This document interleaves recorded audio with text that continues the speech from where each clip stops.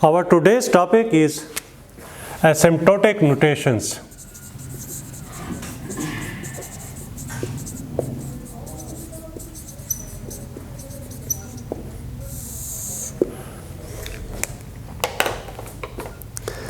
देखिए, हमने पढ़ा था एल्गोरिदम में, जब हमने एल्गोरिदम्स का सब्जेक्ट स्टार्ट किया था तो हमने ये डिस्कस किया था कि कोई भी हमारे पास जब प्रॉब्लम होता है तो इसको जब हम कंप्यूटर पर इम्प्लीमेंट करते हैं तो उसके लिए हमें क्या करना पड़ता है, किसी प्रोग्रामिंग लैंग्वेज को यूज़ करते हुए उसके लिए एक प्रोग्राम डेवलप करना पड़ता है।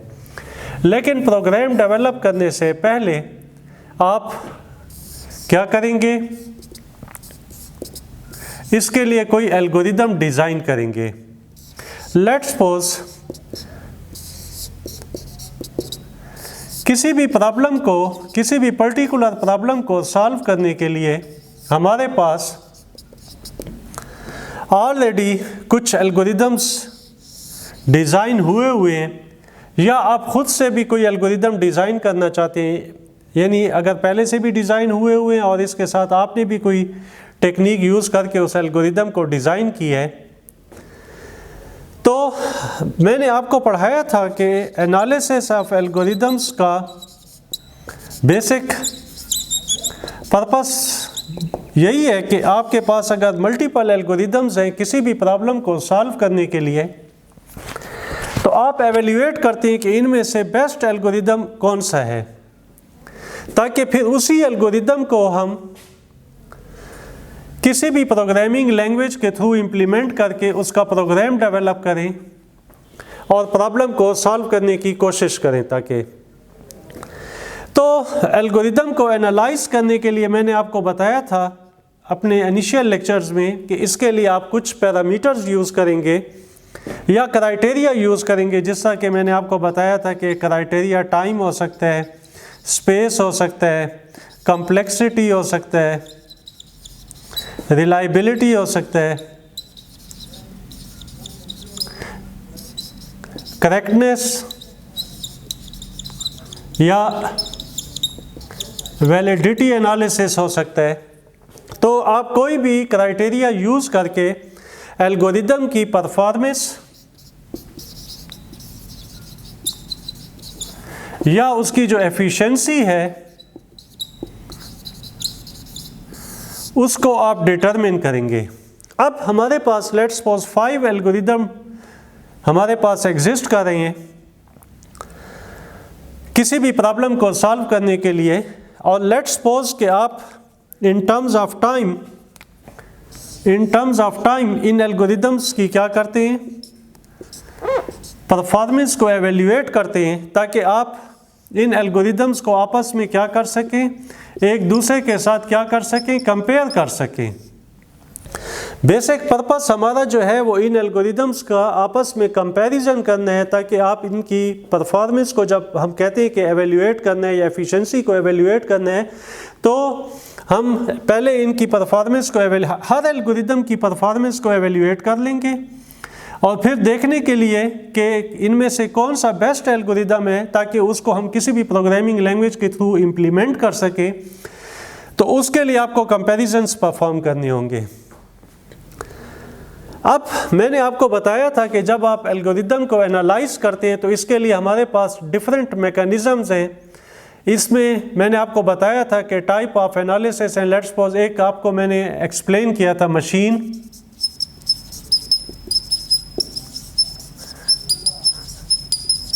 डिपेंडेंट एनालिसिस, और इसके अलावा मैंने जो दूसरा एनालिसिस आपको एक्सप्लेन किया था मशीन इंडिपेंडेंट एनालिसिस। और मैंने आपको अपने इनिशियल लेक्चर्स में ये एक्सप्लेन किया था कि जो मशीन डिपेंडेंट एनालिसिस होता है उसमें हम क्या करते हैं कि हर एल्गोरिदम को किसी पर्टिकुलर मशीन के ऊपर रन करते हैं और हर इंस्ट्रक्शन का एक एग्जैक्ट रनिंग टाइम जो है हम कैलकुलेट करेंगे। फर्स्ट इंस्ट्रक्शन ने कितना टाइम लिया, सेकंड इंस्ट्रक्शन ने, फिर उन तमाम टाइम्स को आपस में सम अप कर लेंगे तो एल्गोरिदम का हमारे पास टोटल टाइम आ जाएगा। इसी तरीके से सेकंड एल्गोरिदम को उस मशीन पर रन करेंगे और हर इंस्ट्रक्शन का जो है वो टाइम मेजर करेंगे और फिर उन तमाम टाइम की वैल्यूज़ को आपस में ऐड कर लेंगे तो सेकंड फंक्शन की टाइम की वैल्यू आ जाएगी, इस तरीके से थर्ड की, फोर्थ की, फिफ्थ की। और फिर हम देखेंगे कि इन तमाम एल्गोरिदम्स में सबसे कम टाइम किसने लिया है, तो वो हमारा जो है वो क्या होगा, बेस्ट एल्गोरिदम होगा। तो ये तो हो गया मशीन डिपेंडेंट एनालिसिस। और मैंने आपको एक्सप्लेन किया था कि हम मशीन डिपेंडेंट एनालिसिस में ज़्यादा इंटरेस्टेड नहीं हैं, बेसिकली हम मशीन इंडिपेंडेंट एनालिसिस परफॉर्म करेंगे। यानी अगर हमारे पास एनी काइंड ऑफ मशीन हो, जनरल हम एनालिसिस करेंगे any type of machine.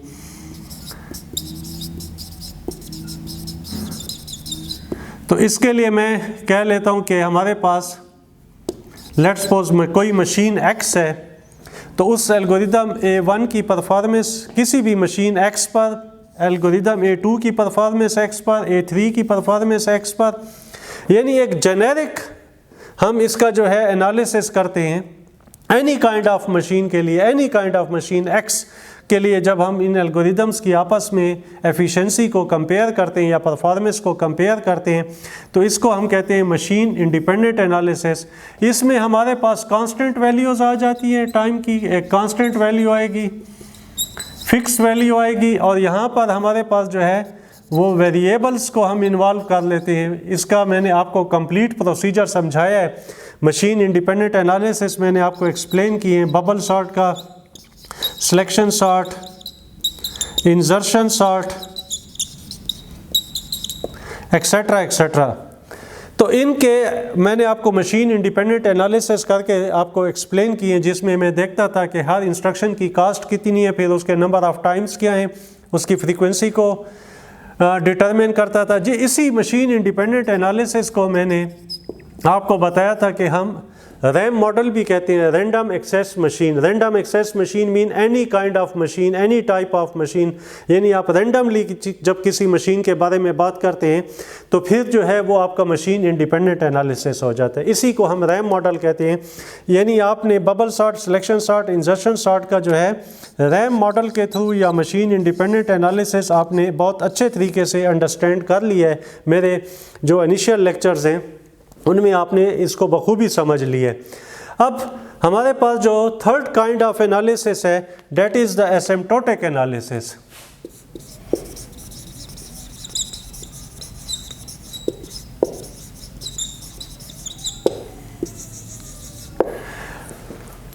Asymptotic analysis में ये होता है कि हम कोई भी मैथमेटिकल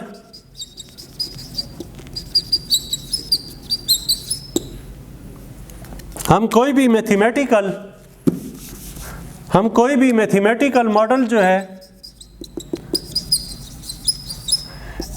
डेवलप करने की कोशिश करती है for any kind of algorithm. यानी किसी भी एल्गोरिदम की जो परफॉर्मेंस है उसके लिए हम कोई एक मैथमेटिकल मॉडल डेवलप कर लेते हैं। मैथमेटिकल उसको एक्सप्रेशंस के थ्रू जो है उसकी जो है परफॉर्मेंस को डिटरमिन करते हैं। यानी हम इस एल्गोरिदम के अंदर जितनी भी इंस्ट्रक्शंस हैं उनके लिए जो है कोई मैथमेटिकल मॉडल डेवलप करेंगे कि वो इन टर्म्स ऑफ टाइम कितना जो है यानी जब आप उसका टाइम एनालिसिस करते हैं तो उस हर इंस्ट्रक्शन का टाइम कितना होगा उसके लिए कोई एक, और फिर टोटल इस एल्गोरिदम का रनिंग टाइम कितना होगा हमारे पास। तो उसके लिए जब आप कोई मैथमेटिकल मॉडल या कोई मैथमेटिकल एक्सप्रेशन डेवलप करते हैं जेनेरिक, तो इस किस्म के एनालिसिस को हम क्या कहते हैं, एसिम्प्टोटिक एनालिसिस। तो बेसिकली जो एसिम्प्टोटिक एनालिसिस का पर्पस है वो किसी भी एल्गोरिदम का जो है वो ऑर्डर ऑफ ग्रोथ जो है या उसकी जो एफिशिएंसी है उसको डिस्क्राइब करता है। अब ऑर्डर ऑफ ग्रोथ क्या है हमारे पास, ऑर्डर ऑफ ग्रोथ को भी हम थोड़ा सा देख लेते हैं। वैसे तो हमने इसको इनिशियली लेक्चर्स में बखूबी समझा हुआ है, लेकिन एसिम्प्टोटिक नोटेशंस या एनालिसिस पढ़ने से पहले आप इसको थोड़ा सा एक दफ़ा दोबारा गो थ्रू कर लें ताकि आपको मेरे लेक्चर्स अच्छी तरीके से समझ आ जाएं एसिम्प्टोटिक नोटेशंस के ऑर्डर ऑफ ग्रोथ का मतलब ये है कि फॉर एग्जांपल अगर एक एल्गोरिदम है उसमें जो इनपुट साइज है उसको अगर हम n से रिप्रेजेंट करें और ये y एक्सेस पर उसका टाइम रख लेता हूँ t जो कि उसके टाइम फंक्शन को रिप्रेजेंट करे, तो ऑर्डर ऑफ ग्रोथ का मतलब ये है कि जो हम नंबर ऑफ इनपुट्स को इंक्रीज करेंगे अप टू इन्फिनिटी अगर हम मूव करते हैं n tends to infinity, infinite number of inputs, infinite mean very very large,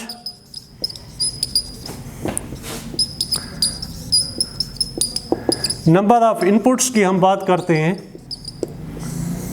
कि जब हमारे नंबर ऑफ इनपुट्स ग्रो करेंगे तो एल्गोरिदम का जो टाइम है वो किस रेट से जो है वो इंक्रीज होगा। लेट्स सपोज ये हमारे पास एक कर्व हमारे पास आई है, तो इसका मतलब ये हुआ कि जब number of inputs let's suppose 10 थे तो टाइम की हमारे पास ये वैल्यू आई, जब हमने इनपुट्स इंक्रीज किए तो टाइम कितना इंक्रीज हुआ, फिर फर्दर जब इंक्रीज हुए तो फिर कितना टाइम इंक्रीज हुआ, और फिर जो हम इन्फिनिटी की तरफ जाने की कोशिश की यानी नंबर ऑफ इनपुट्स को इंक्रीज करते गए, very large number of inputs की बात कर रहे हैं, तो फिर टाइम किस रेशो से या किस ऑर्डर से जो है उसका टाइम इंक्रीज हो रहा है।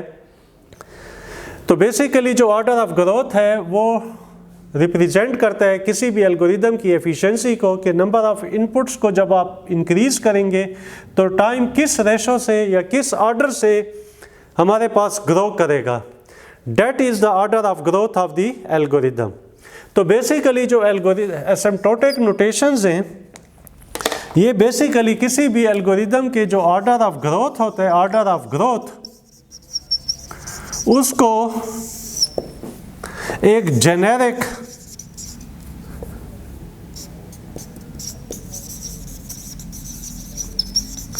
जेनेरिक रिप्रेजेंटेशन देते हैं।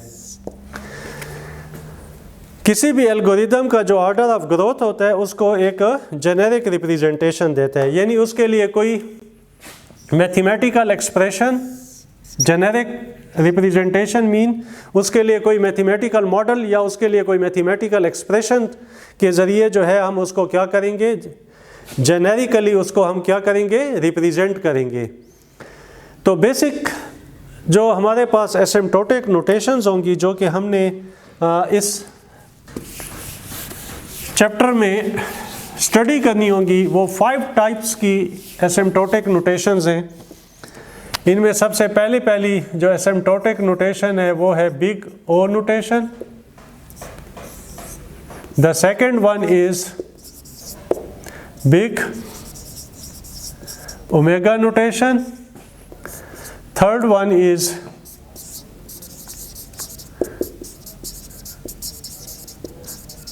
theta notation, and then little o notation and little omega notation। तो ये 5 टाइप्स की जो नोटेशंस हैं वो हम स्टडी करेंगे इस चैप्टर में। देखिए जब मैं आपको रैम मॉडल पढ़ा रहा था, लेट्स सपोज हम बबल सॉर्ट की बात कर लेते हैं। For i is equal to 1 to n-1, for j is equal to 1 to n-1, if aj is greater than aj plus 1, then swap aj with aj plus 1, and if, and then, and for। तो ये हमारे पास instructions हैं। इसका हम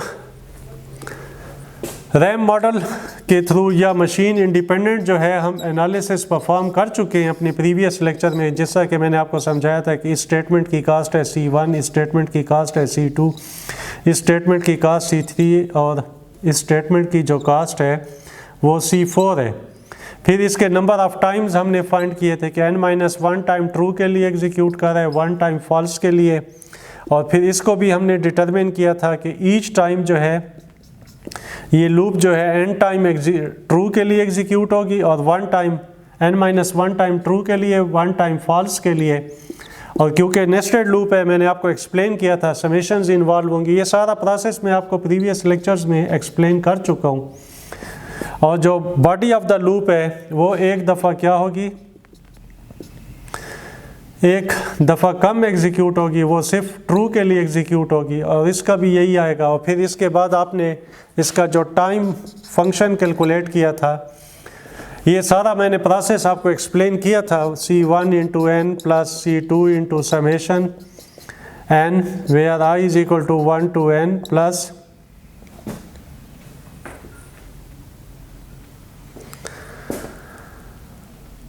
समय C3 into I is equal to 1 to n-1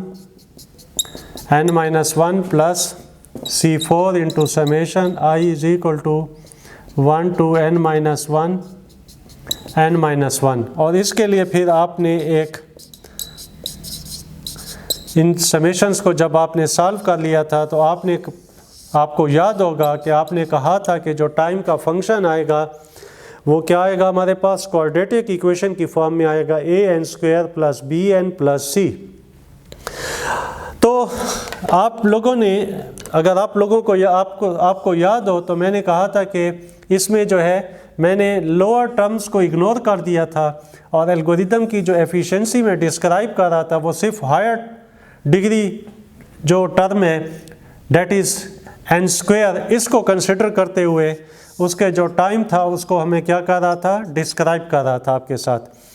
कि for example मेरे पास अगर नंबर ऑफ़ इनपुट्स 10 होंगे तो 10 का स्क्वायर 100 यहाँ पर वैल्यू आएगी और फिर जब फॉर एग्जांपल 100 होंगे तो 100 का स्क्वायर, तो टाइम किस रेशो से उसका जो है इंक्रीज़ होगा।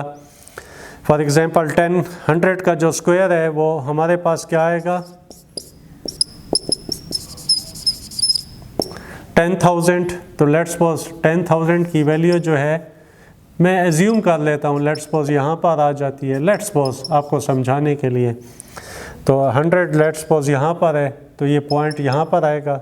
तो इस तरीके से आप इन पॉइंट्स को जब आप कंबाइन करेंगे तो एक पैराबोला की फॉर्म में जो है आपके पास एक कर्व बनेगी इस तरीके से।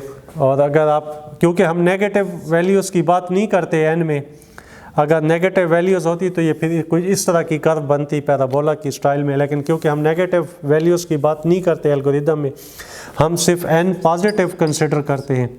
तो लिहाजा मैं ये फर्स्ट क्वाड्रेंट में जो उसका कर्व बनेगी वो कुछ इस किस्म की होगी। और ये क्वाड्रेटिक इक्वेशन की जो ग्राफिकल रिप्रेजेंटेशन है वो मैंने आपको थोड़ी सी एक्सप्लेन करने की कोशिश की है। एनी हाउ मैं ज़्यादा इंटरेस्टेड इस बात में हूँ कि आपको ये समझा सकूँ कि इसमें जो मैंने लोअर टर्म्स थी उनको इग्नोर कर दिया था और एल्गोरिदम की जो एफिशिएंसी थी उसको मैं कोरिलेट कर रहा था सिर्फ हायर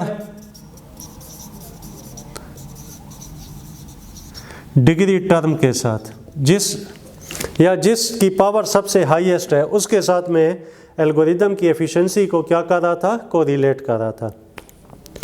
तो आपने देखा है कि इसमें हम एक एक इंस्ट्रक्शन का कास्ट चेक करते थे, फिर उसके नंबर ऑफ़ टाइम्स चेक करते हैं, फिर उनको ऐड करते हैं और फिर हमारे पास एक्सप्रेशन आ जाती है। तो ये हमारे पास एक कंप्लीट, मैंने आपको एग्जांपल्स के साथ समझाया था, selection sort, bubble sort, insertion sort की एग्जांपल्स लेकर के रैम मॉडल के थ्रू आप एल्गोरिदम को कैसे एनालाइज करते हैं। अब ये जो एसिम्प्टोटिक नोटेशंस पढ़ने का हमारा मकसद है वो ये है कि हम किसी भी एल्गोरिदम, लेट्स सपोज ये हमारे पास बबल सॉर्ट का एल्गोरिदम है, तो बजाय इसके कि हम एक एक इंस्ट्रक्शन की कास्ट कंसिडर करें और फिर नंबर ऑफ़ टाइम्स कंसिडर करें और फिर उनको आपस में मल्टीप्लाई करके समेशंस को सॉल्व करें, तो इस पर हमारा काफ़ी टाइम लग जाता है। तो हम जनरली कोई मैथमेटिकल एक्सप्रेशन डेवलप कर लें, कोई ऐसी मैथमेटिकल एक्सप्रेशंस के थ्रू इस एल्गोरिदम की एफिशिएंसी को डिस्क्राइब करें और फिर हमें पता चले कि इसका एल्गोरिदम का जो ऑर्डर ऑफ ग्रोथ होगा, ऑर्डर ऑफ ग्रोथ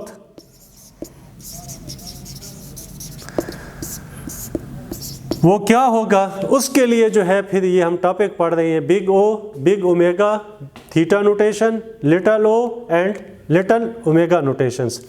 तो अब हम जो है एल्गोरिदम्स को एनालाइज करेंगे वो एसिम्प्टोटिक नोटेशंस के थ्रू, यानी उसका एसिम्प्टोटिक एनालिसिस जब आप परफॉर्म करते हैं तो उसमें आप ये नोटेशंस यूज़ करते हैं, या आप बिग ओ यूज़ करते हैं या ओमेगा यूज़ करते हैं, बिग ओमेगा या थीटा नोटेशन या लिटल ओ या little omega notation. For example आपको कहा जाता है कि किसी भी एल्गोरिदम का जो रनिंग टाइम है वो बिग ओ एन स्क्वायर है।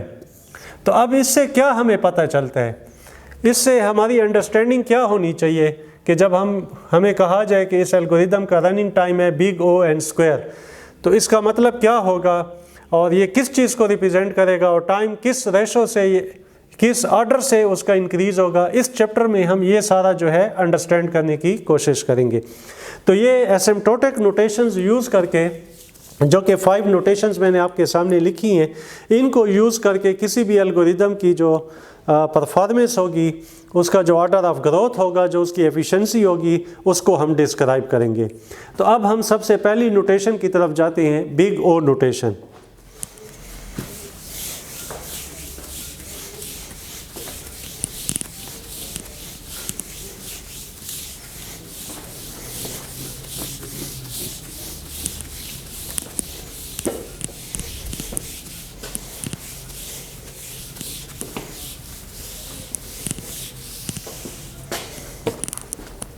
तो सबसे पहले हम बात करते हैं बिग ओ नोटेशन की।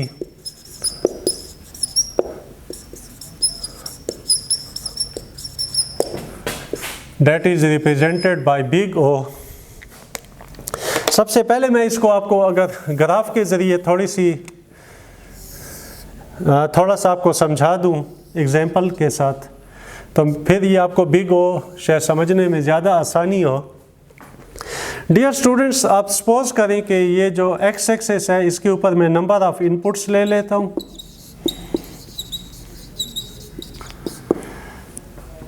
और वाई एक्सेस पर जो है वो मैं टाइम ले लेता हूँ। इसका मतलब क्या हुआ, यानी मैं टाइम को रिलेट कर रहा हूँ नंबर ऑफ इनपुट्स के साथ, यानी जो मेरा टाइम का फंक्शन होगा वो n नंबर ऑफ इनपुट्स के ऊपर, यानी नंबर ऑफ इनपुट्स के ऊपर डिपेंड करेगा कि यानी जो नंबर ऑफ इनपुट्स इंक्रीज होंगे, n टेंड्स टू इन्फिनिटी, यानी very very large number of inputs की बात करूँगा, तो एल्गोरिदम का जो टाइम है वो किस रेशो से ग्रो करेगा। तो उसके लिए मैं सबसे पहली नोटेशन बिग ओ नोटेशन की बात कर रहा हूँ। लेट्स सपोज आप इसे समझें कि फॉर एग्जांपल एक एल्गोरिदम है, ये उसका जो है वो मैं टाइम जो है ना Tn, उसके लिए जो है अगर मैं फॉर एग्जांपल एक कर्व ड्रा कर लूँ आप लोगों के सामने,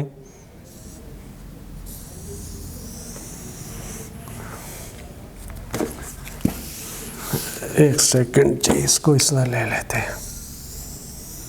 लेट्स सपोज ये Tn को रिप्रेजेंट करती है, यानी जो नंबर ऑफ इनपुट्स को हम इंक्रीज़ करेंगे, टाइम हमारा किस रेशो से जो है वो इंक्रीज़ कर रहा है, तो ये Tn हो गया, यानी एल्गोरिदम का जो रनिंग टाइम होगा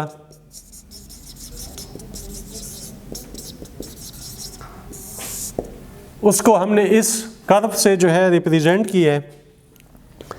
अब ये जो बिग ओ नोटेशन है बेसिकली ये वर्स्ट केस को रिप्रेजेंट करती है।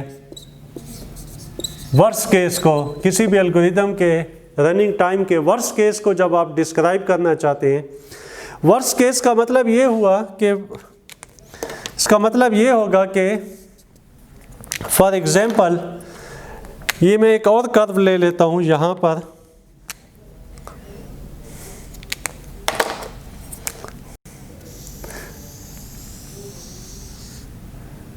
एक फंक्शन है, लेट्स सपोज gn, एक फंक्शन है gn, और इसको मैं एक कांस्टेंट c के साथ मल्टीप्लाई कर लेता हूं।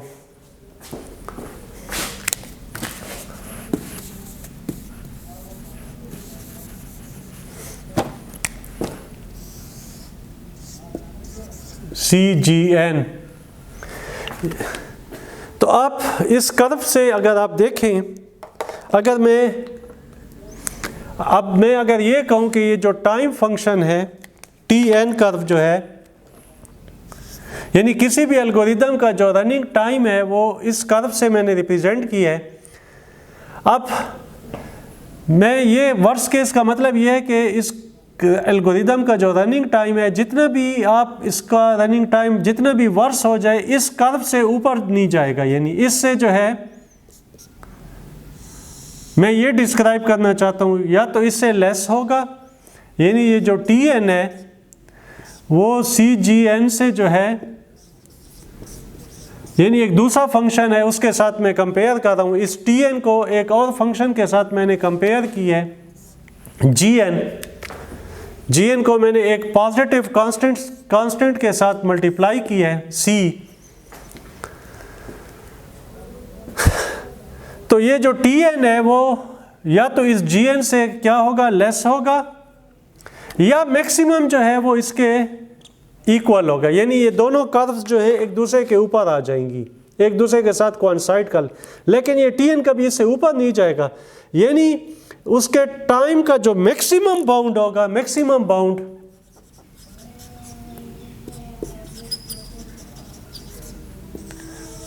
उसको मैंने इस फंक्शन GN के साथ रिप्रेजेंट किया है। यानी इस एल्गोरिदम का जितना भी टाइम ग्रो कर जाए, जितने भी मोस्ट अनफेवरेबल सर्कमस्टांसेस हों, इस टाइम से ज़्यादा ऊपर नहीं जाएगा, इस कर्व से ऊपर नहीं जाएगा। तो बिग O जो है वो बेसिकली सेट ऑफ वैल्यूज़ को रिप्रेजेंट करता है, जो कि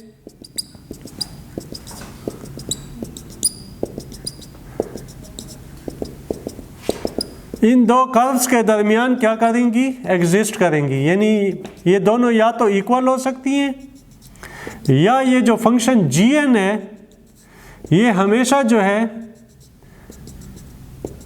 ये अपर बाउंड रहेगा, TN से अबव रहेगा। तो ये जो सारा स्पेस है, ये जो सेट ऑफ वैल्यूज़ है, सेट ऑफ वैल्यूज़, इसको हम रिप्रेजेंट करेंगे बिग O। यानी जो हमारा बिग O ऑफ GN है बेसिकली रिप्रेजेंट कर रहा है सेट ऑफ वैल्यूज़ को FN such that there exists a positive constant C and N naught such that f of n और t of n, f of n कहीं या आप इसको t of n कहीं, आप वो फंक्शन का नाम कोई भी रख लें, कोई फ़र्क नहीं पड़ता। ये तो हम डेफिनेशन लिख रहे हैं, आप t of n लिख दें, such that t of n is less than or equal to CGN where n is greater than or equal to N naught। N naught ये वैल्यू होगी जहाँ से आपका एल्गोरिदम का एनालिसिस स्टार्ट हो रहा है। यानी N naught से जो इससे जो वैल्यूज़ लेस हैं उन वैल्यूज़ में हम इंटरेस्टेड नहीं हैं, we are not interested.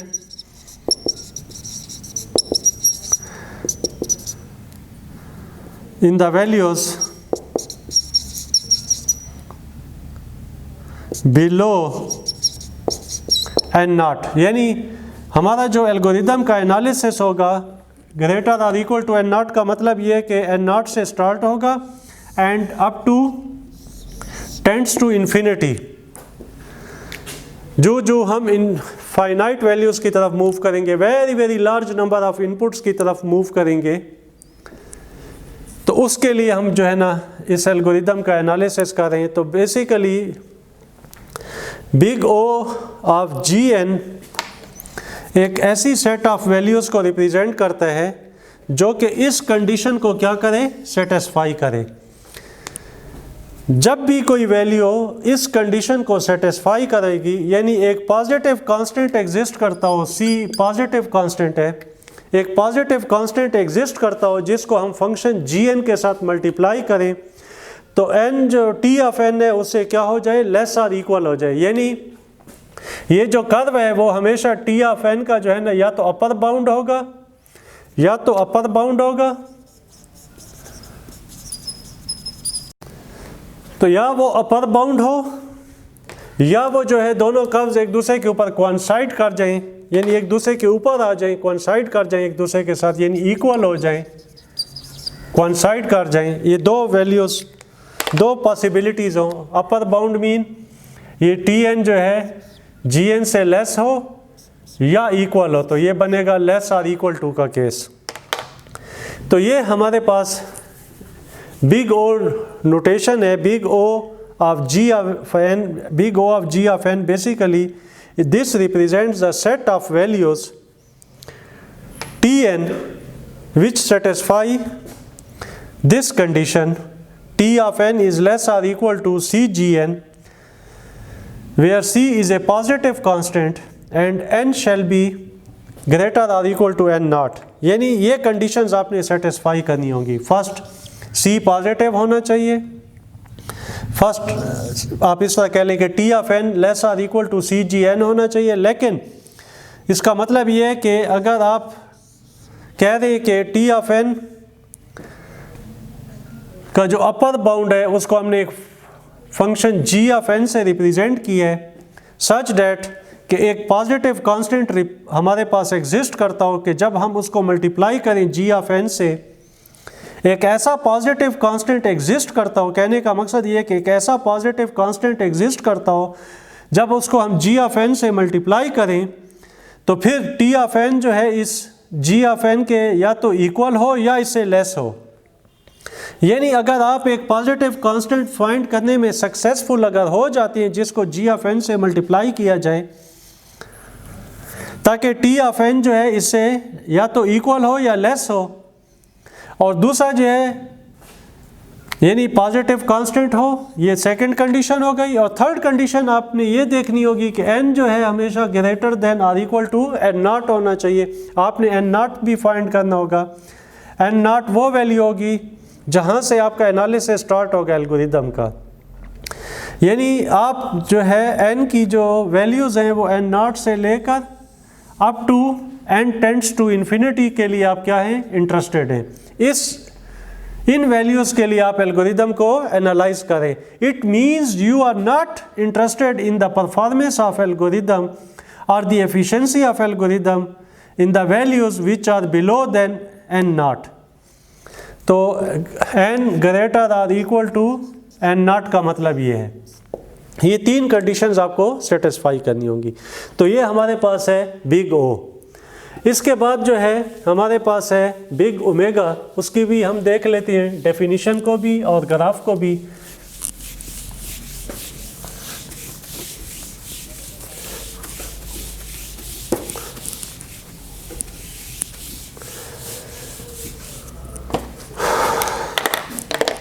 Let's suppose हम एक ग्राफ अगेन उसी तरीके से ग्राफ कंसिडर कर लेते हैं। n नंबर ऑफ इनपुट्स और t रिप्रेजेंट करता है टाइम ऑफ एल्गोरिदम को, यानी हम टाइम को अगेन नंबर ऑफ इनपुट्स के साथ को रिलेट करें, यानी time in terms of number of inputs.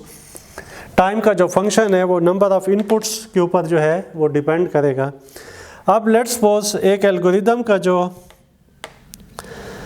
Let's suppose running time है उसको हम इस कर्व से रिप्रेजेंट कर लेते हैं, जैसा कि हमने पहले रिप्रेजेंट किया था। ये टी ऑफ एन है उसका रनिंग टाइम।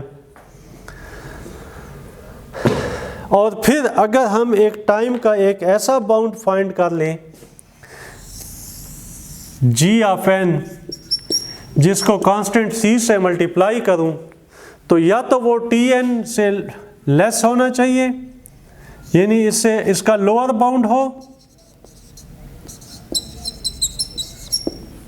या मैक्सिमम ये दोनों कर्व्स एक दूसरे के ऊपर आ सकें। तो इसका मतलब क्या हुआ कि सी जी एन जो है वो क्या होना चाहिए, लेस और इक्वल होना चाहिए किससे, टी ऑफ एन से। या आप इसको इस तरह कह सकते हैं कि टी ऑफ एन ग्रेटर और इक्वल हो किससे, सी ऑफ जी ऑफ एन से।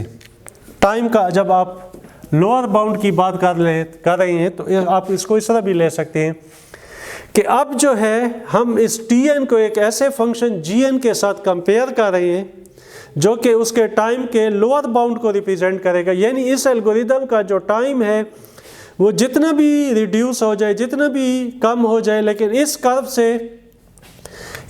से जो है वो उसका टाइम जो है वो नीचे नहीं होगा, यानी इससे बिलो नहीं होगा। ये बस टाइम का उसका लोअर बाउंड है। तो इसका मतलब ये हुआ कि यहाँ पर अगेन हम कुछ सेट ऑफ वैल्यूज़ की बात कर रहे हैं। ये सारा स्पेस जो है उन सेट ऑफ वैल्यूज़ को रिप्रेजेंट करेगा जो कि बिग ओमेगा की डेफिनेशन को क्या करेंगी, सेटिस्फाई करेंगी। ये सारा स्पेस जो है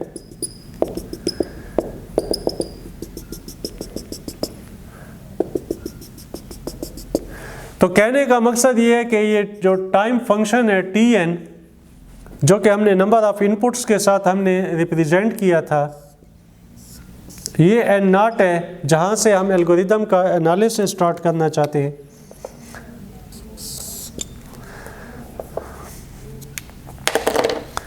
यानी इन वैल्यूज से, इस n0 से जो लेस वैल्यूज़ हैं उसमें आप इंटरेस्टेड नहीं है एल्गोरिदम के एनालिसिस में।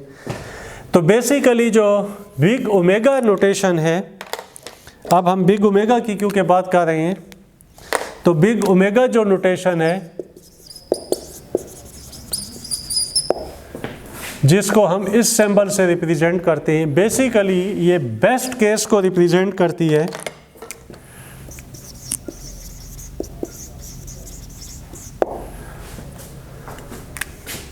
यानी आप टाइम का एक ऐसा लोअर बाउंड फाइंड करने में अगर आप सक्सेसफुल हो जाते हैं, लोअर बाउंड का मतलब ये है कि ये जो CGN है, CGN जो है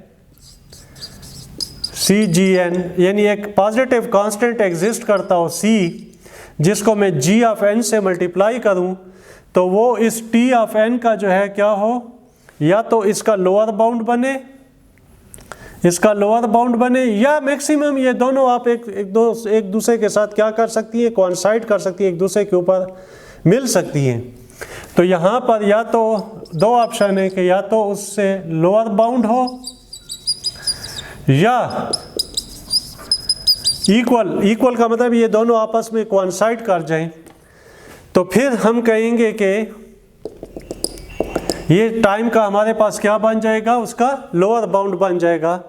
यानी किसी भी एल्गोरिदम का जो टाइम है वो उसका जो बेस्ट केस है, यानी उसके टाइम का जो लोअर बाउंड है, यानी इस कर्व से नीचे जो है उसका टाइम नहीं होगा यहाँ तक। यानी ये एल्गोरिदम का जो टाइम है वो जितना भी रिड्यूस हो जाए इस कर्व से नीचे नहीं जाएगा। तो बेसिकली हम ये रिप्रेजेंट करना चाहते हैं। तो अब अगर हम इसके लिए डेफिनेशन लिखें तो क्या बनेगी हमारे पास, omega G of n set of values, set of functions को रिप्रेजेंट करता है Tn such that there exist positive constants,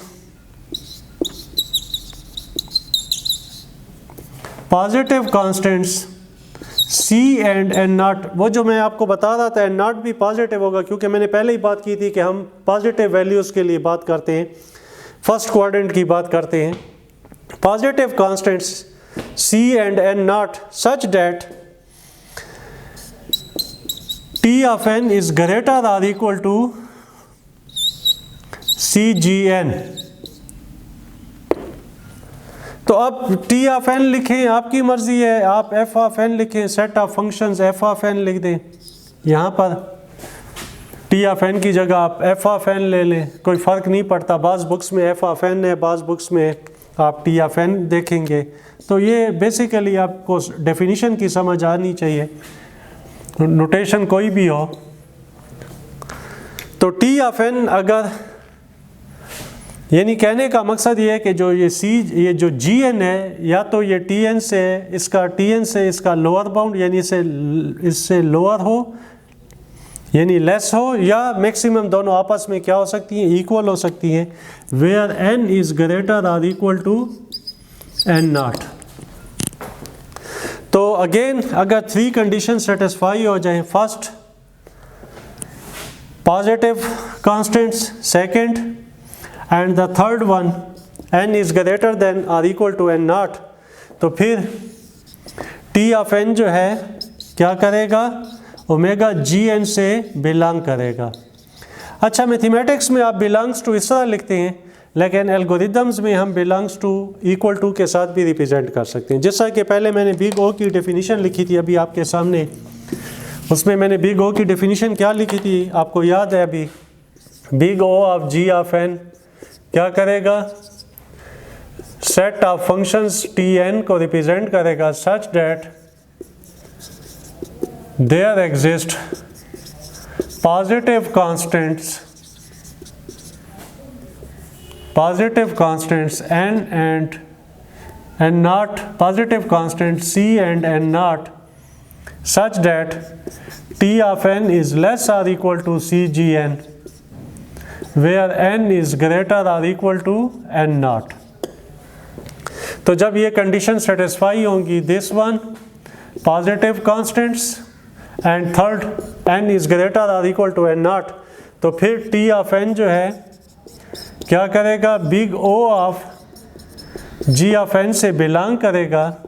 belongs to आप मैथमेटिक्स में इस तरह लिखते हैं, लेकिन एल्गोरिदम में हम इसको इक्वल टू के सिंबल के साथ रिप्रेजेंट करेंगे बिलोंग्स टू को।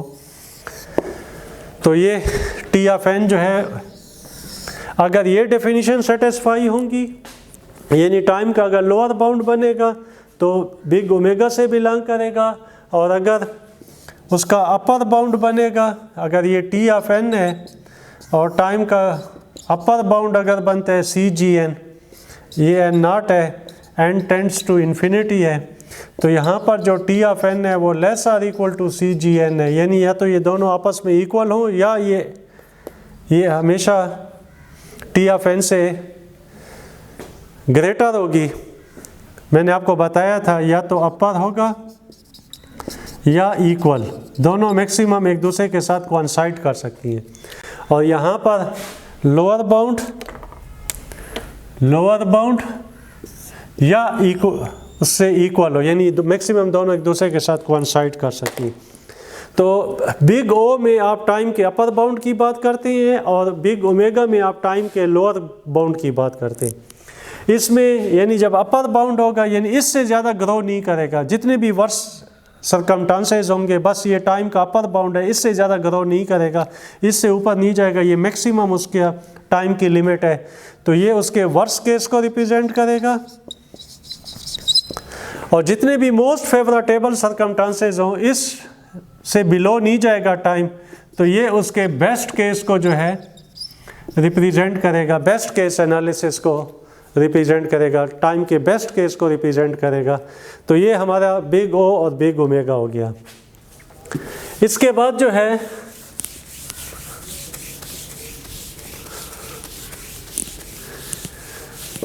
थीटा नोटेशन है हमारे पास।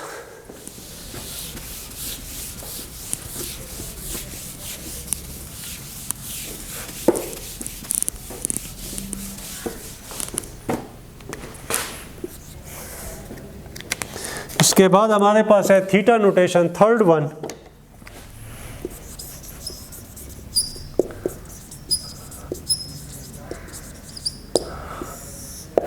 और इसको हम रिप्रेजेंट करते हैं थीटा के साथ, and basically theta notation is used for average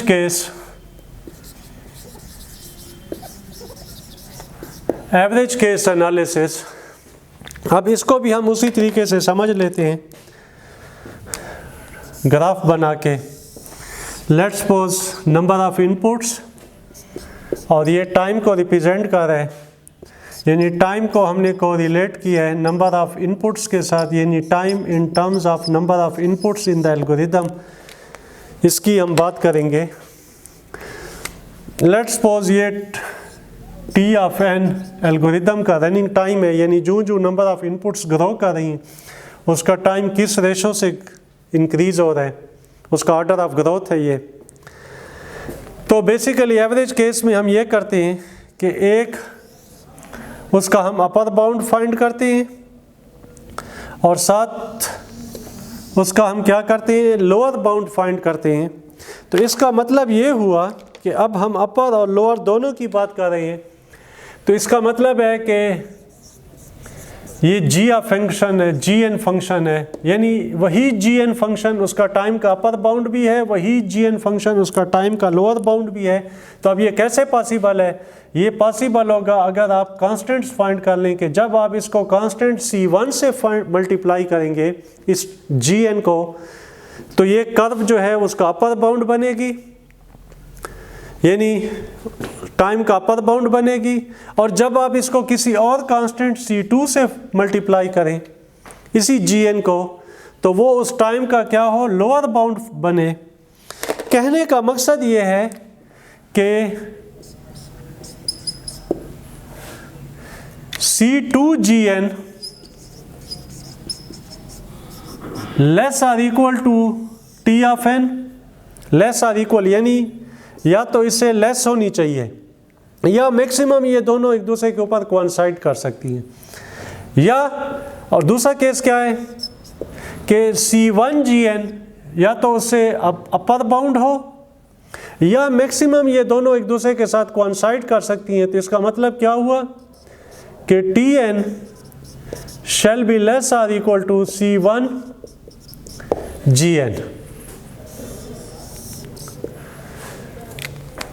तो यही टाइम Tn यानी टाइम का जो फंक्शन है Tn वो at the same time C1gn से लेस आर इक्वल होना चाहिए एंड C2gn से क्या होना चाहिए, ग्रेटर आर इक्वल होना चाहिए।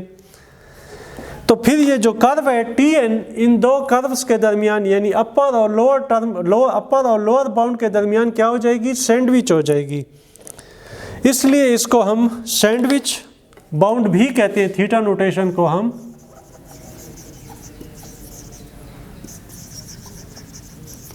टाइम का सैंडविच बाउंड भी कहते हैं। यानी ये Tn जो है इन दो कर्व्स के दरमियान क्या हो रही है, सैंडविच हो रही है। तो अब इसका मतलब ये हुआ कि यहाँ पर जो है जो थीटा नोटेशन है वो किन वैल्यूज को रिप्रेजेंट करेगा, इन सारी वैल्यूज को जिनको मैं यानी इन दो कर्व्स के दरमियान अपर बाउंड और लोअर बाउंड इन दोनों के दरमियान जितनी भी वैल्यूज हैं, ये वैल्यूज इन कर्व के ऊपर भी आ सकती हैं या इसके मिड का जितना भी स्पेस है उसको रिप्रेजेंट कर लेते हैं आप अप टू, इस तरीके से आप मूव करते जाएं।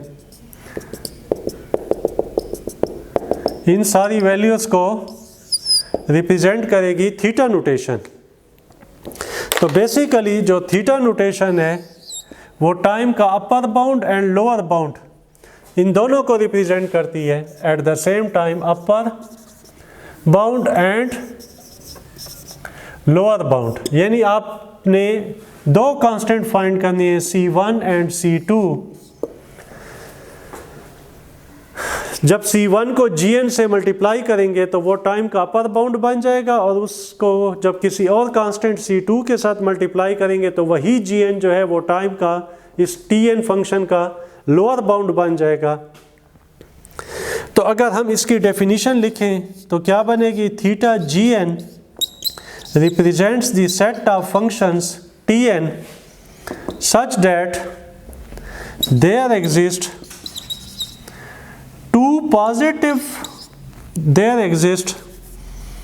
positive constants। मैं इस ग्राफ को देखकर देखें, डेफिनेशन लिख रहा हूँ। पॉजिटिव कांस्टेंट्स कौन कौन से, C1, C2 and N0 such that अब क्या होना चाहिए कि Tn at the same time इस C1gn से क्या होना चाहिए, लेस आर इक्वल होना चाहिए और C2gn से क्या होना चाहिए, at the same time greater or equal होना चाहिए। यानी एक ऐसा पॉजिटिव कांस्टेंट हो C1 जिसको Gn से मल्टीप्लाई करूं तो T ऑफ n उससे लेस आर इक्वल हो जाए और एक दूसरा पॉजिटिव कांस्टेंट होना चाहिए C2, जब उसको Gn से मल्टीप्लाई करूं तो फिर Tn उससे ग्रेटर और इक्वल हो जाए। तो इसमें अपर और लोअर बाउंड दोनों की हम बात कर रहे हैं एवरेज केस एनालिसिस में। और वेयर n इज ग्रेटर और इक्वल टू n0, यानी n0 वो वैल्यू है जहां से आपके एल्गोरिदम का एनालिसिस स्टार्ट हो रहा है, यानी आप n0 से लेकर n टेंड्स टू इन्फिनिटी तक इन वैल्यूज़ में आप इंटरेस्टेड हैं। बिलो द n0 आप इन वैल्यूज़ में इंटरेस्टेड नहीं है एल्गोरिदम की एफिशिएंसी या परफॉर्मेंस को डिस्क्राइब करने के लिए। तो बेसिकली जो थीटा है वो एक सैंडविच रिप्रेजेंटेशन है, सैंडविच बाउंड को रिप्रेजेंट करता है। इसमें टाइम का अपर बाउंड और लोअर बाउंड दोनों आ जाते हैं। जब एक यानी इसमें हमारी जो सारी एफर्ट होगी वो ये होगी कि C1 और C2 दो कांस्टेंट फाइंड करने होंगे। आप ऐसे कांस्टेंट फाइंड करें कि जब इन कांस्टेंट्स को g(n) के साथ मल्टीप्लाई करूं, यानी सेम फंक्शन है gn, उसके साथ मल्टीप्लाई करूं तो अपर बाउंड भी बने, और फिर दूसरे कांस्टेंट के साथ मल्टीप्लाई करूं तो वही gn जो है उसके टाइम का लोअर बाउंड हो जाए। यानी ये वैल्यूज़ जो है इस g या t(n) से या तो लेस देन होंगी लोअर बाउंड, यानी जितनी भी वर्स परफॉर्मेंस हो जाए इससे नीचे नहीं जाएगा, और जितनी भी वर्स परफॉर्मेंस हो जाए इससे ऊपर नहीं जाएगा, और बेस्ट केस में इससे नीचे नहीं जाएगा। तो यहाँ पर बस इन दो कर्व्स के दरमियान जो है वैल्यूज़ रहेंगी, इसलिए मैंने कहा है कि ये सैंडविच बाउंड को क्या करता है, रिप्रेजेंट करता है। अब जो है ये Tn इन दो कर्व्स के दरमियान सैंडविच हो गया है, ये अपर बाउंड ये लोअर बाउंड और Tn उनके दरमियान सैंडविच हो गया। मिड की जितनी भी ये फंक्शन की वैल्यूज़ हैं t(n), यानी ये t(n) यहाँ भी हो सकता है, यहाँ भी हो सकता है, यहाँ भी हो सकता है, यहाँ भी हो सकता है, यहाँ भी हो सकता है, इन दो कर्व्स के दरमियान कहीं भी, या ये तीनों आपस में मैक्सिमम कोइंसाइड कर सकती हैं। इक्वल टू का मतलब ये है। तो ये हमारे पास क्या हो गई, थीटा नोटेशन। इसके बाद हमारे पास है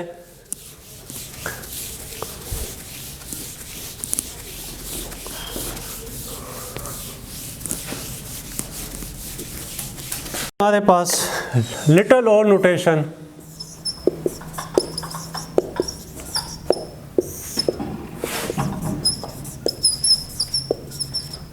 इसको हम लिटिल ओ से रिप्रेजेंट करते हैं, और ये भी वर्स्ट केस परफॉर्मेंस को रिप्रेजेंट करता है।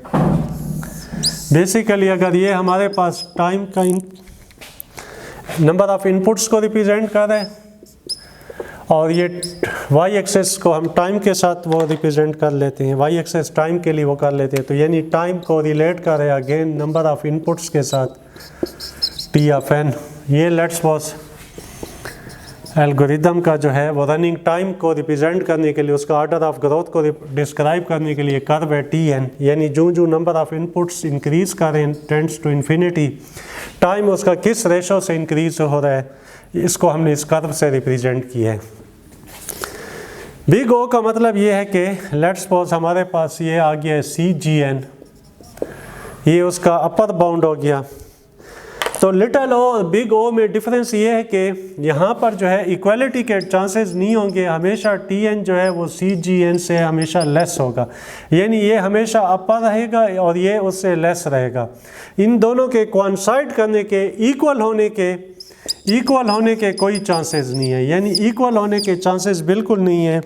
ये दो कर्व्स कभी भी एक दूसरे के साथ कोइंसाइड नहीं करेंगी, ये हमेशा अपर बाउंड रहेगा CGN, यानी जब उसको आप किसी कांस्टेंट के साथ, इस फंक्शन gn को किसी कांस्टेंट के साथ मल्टीप्लाई करेंगे तो ये हमेशा Tn का जो है वो अपर बाउंड ही रहेगा, उसका अपर बाउंड क्रिएट करेगा। तो इसको हम उसी तरीके से कैसे रिप्रेजेंट करेंगे, यानी ये जितनी भी सेट ऑफ वैल्यूज़ हैं, ये सेट ऑफ वैल्यूज़, अब ये जो वैल्यूज़ हैं इस कर्व के ऊपर नहीं आ सकती। पहले मैंने बताया था कि ये जितने भी वैल्यू सेट ऑफ फंक्शंस हैं वो इस कर्व के ऊपर भी आ सकते हैं, इक्वालिटी का चांस हो सकता है, लेकिन अब इक्वालिटी का चांस बिल्कुल नहीं है। हमेशा जो है वो Tn जो है CGN से क्या रहेगा, लेस रहेगा, ये सिर्फ उसका अपर बाउंड ही रहेगा। तो इसको हम लिटिल ओ से रिप्रेजेंट करते हैं, little o of g of n।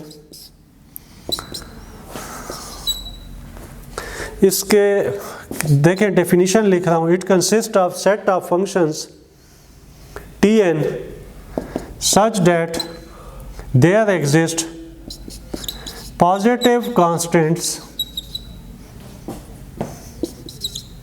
such that there exist positive constants C and N naught such that T of n is less than CGN,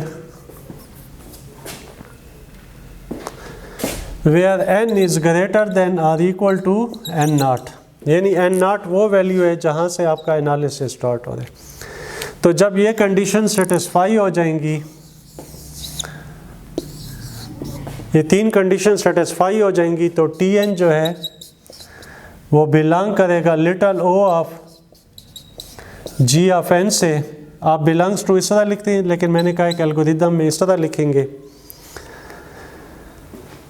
तो ये भी टाइम के अपर बाउंड को रिप्रेजेंट करता है। इसके लिए एक और बहुत इंपॉर्टेंट डेफिनेशन बताने जा रहा हूँ जिसको हम बहुत ज़्यादा यूज़ करेंगे। Limit n tends to infinity, यानी जो नंबर ऑफ इनपुट्स हमारे ग्रो करेंगे इन्फिनिटी की तरफ जाएंगे, इनफाइनाइट नंबर ऑफ इनपुट्स की बात करें, T of n by G of n, इसका आंसर जो है हमारे पास 0 आ जाए। देखिए यहाँ पर Gn जो है वो डिनोमिनेटर में मैंने लिखा है, यानी ये अपर बाउंड है। आपने पढ़ा होगा मैथमेटिक्स में कि जब denominator very very much large हो जाए as compare to numerator, denominator जो है ये नोमिनेटर है, ये डिनोमिनेटर है G ऑफ n। तो जब ये वेरी वेरी लार्ज हो जाए तो फिर जो आपके नंबर ऑफ इनपुट्स ग्रो करेंगे और G ऑफ n उसके साथ साथ ग्रो करता जाए वेरी वेरी लार्ज, तो फिर इसका जो आंसर है वो क्या आ जाए, 0 आ जाए। आपने पढ़ा है कि डिनोमिनेटर वेरी वेरी लार्ज हो जाए, नोमिनेटर उधर ही है, ये इंक्रीज हो रहा है। तो जब डिनोमिनेटर बहुत ज़्यादा इंक्रीज हो जाए तो वो नियरली इक्वल टू 0 हो जाता है। तो इसके लिए आप ये डेफिनेशन भी आप यूज़ कर सकते हैं कि आप T of n by G of n उसकी लिमिट ले लें n टेंड्स टू इन्फिनिटी, और आंसर अगर आप 0 प्रूव कर देते हैं तो ये भी शो करता है कि जो T ऑफ n है वो किससे बिलोंग करेगा, little o of G of n, या इसको आप इस तरह लिखते हैं T of n equal to little o of G of n। ये बहुत इंपॉर्टेंट डेफिनेशन है, ये इसको हम बहुत ज़्यादा यूज़ करेंगे अपने न्यूमेरिकल्स में, या जब एल्गोरिदम का एसिम्प्टोटिक एनालिसिस करेंगे। तो ये हमारे पास लिटल o नोटेशन हो गई। और इसी तरीके से जो लास्ट नोटेशन है वो हमारे पास लिटल ओमेगा नोटेशन है।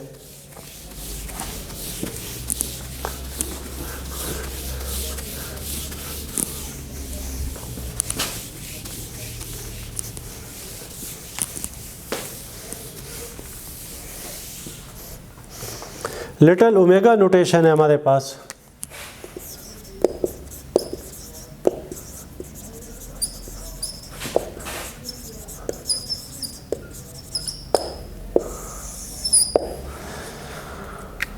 इसको हम इस सिंबल से रिप्रेजेंट करते हैं और ये भी टाइम के बेस्ट केस को रिप्रेजेंट करता है। उसी तरीके से आप ग्राफ बना लें इसको समझने के लिए। y एक्सेस पर हम टाइम रख लेते हैं और x एक्सेस पर नंबर ऑफ़ इनपुट्स ले लेते हैं। और ये अगर हमारे पास एल्गोरिदम के टाइम को रिप्रेजेंट करती है कर्व, यानी जो नंबर ऑफ़ इनपुट्स इन्फिनिटी की तरफ जा रहे हैं तो आपका टाइम किस रेशो से इंक्रीज़ हो रहा है, उसका ऑर्डर ऑफ ग्रोथ है, इंक्रीज़ या डिक्रीज़ जो भी है, उसका टाइम कैसे ग्रो कर रहा है। और दूसरी एक कर्व मैं ले लेता हूँ इस तरीके से, सॉरी,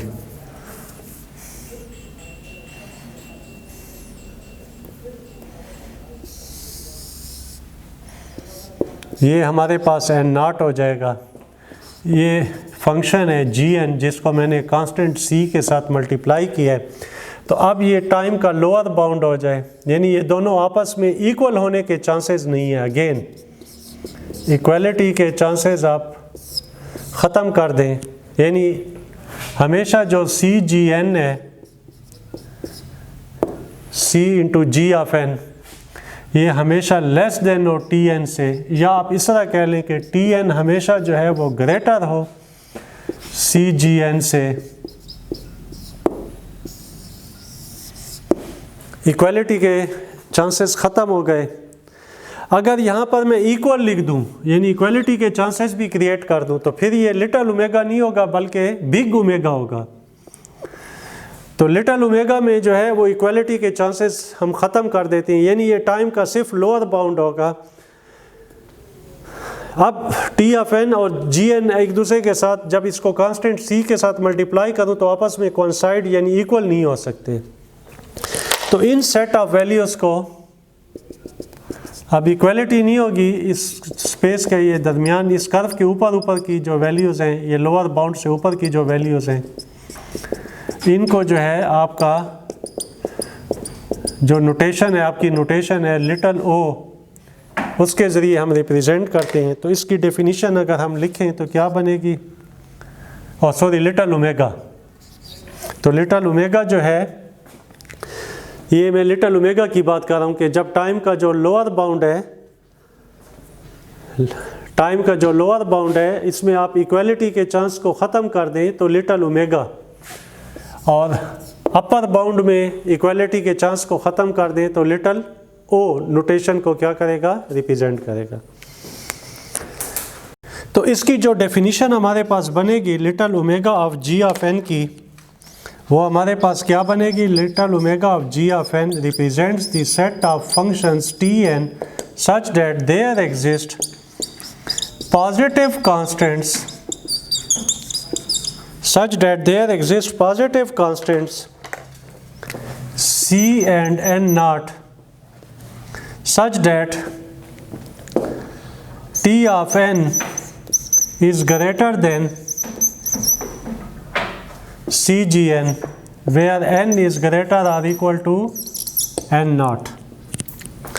तो अगर ये तीन कंडीशन सेटिस्फाई हो जाएं, first one, second one, positive constants and n greater or equal to n not, तो फिर जो Tn है वो बिलोंग करेगा लिटिल ओमेगा ऑफ